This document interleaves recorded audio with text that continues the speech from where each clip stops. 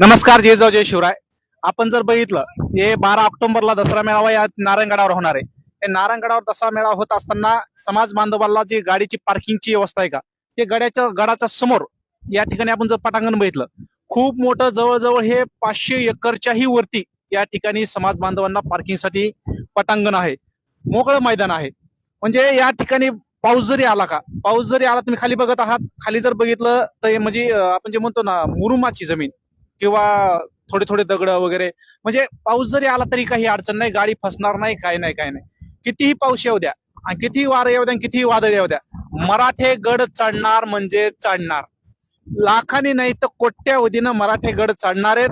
अभूतपूर्व मराठ्यांचा पहिला दसरा मेळावा, इतिहासात नोंद होणारे एवढे भव्य आणि दिव्य या ठिकाणी समाज बांधव येणार आहेत. त्यामुळे येणाऱ्या बांधवांनी आदल्या दिवशी जर लांबून जर येणारे काही समाज